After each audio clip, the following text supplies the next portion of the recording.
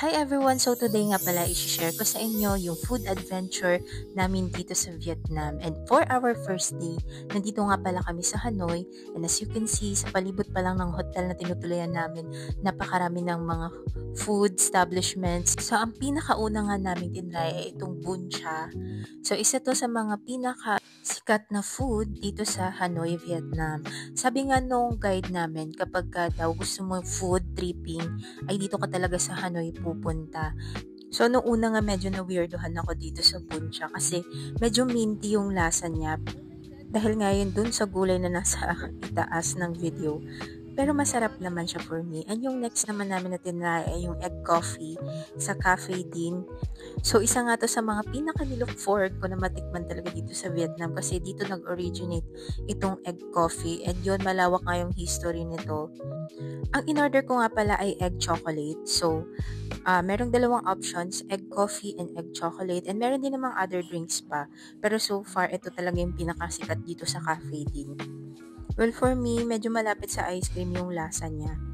And okay naman siya for me. Pero tip ko lang ha, kung o-order kayo nitong egg coffee at hindi kayo sanay sa egg coffee, wag kayong o-order nung hot kasi medyo malangsa yung hot na egg coffee. Pero siguro kasi naluto yung egg dun sa temperature and hindi siya nagustuhan nung isa kong friend na girl na umorder ng egg coffee. Food tripping in Vietnam.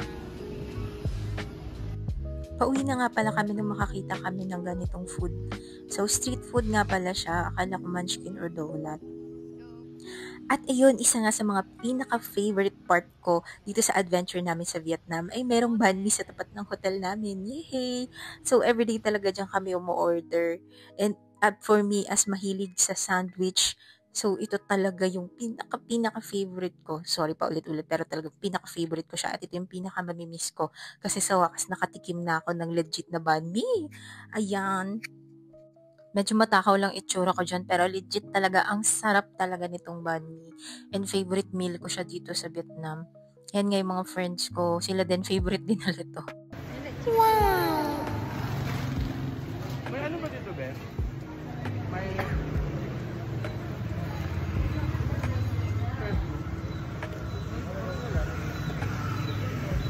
18 roasted chicken sandwich itong in-order ko and nagkakahalaga siyang 30,000 dong.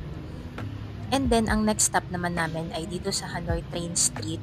At syempre habang nag-aantay kami ng train, umorder muna kami ng food kasi nga sabi 7:30 PM pa daw dadaan yung train. As of this time ay 6 PM pa lang. So, konting oras na lang din naman. So, habang nag-aantay, nag-decide muna kaming mag-dinner.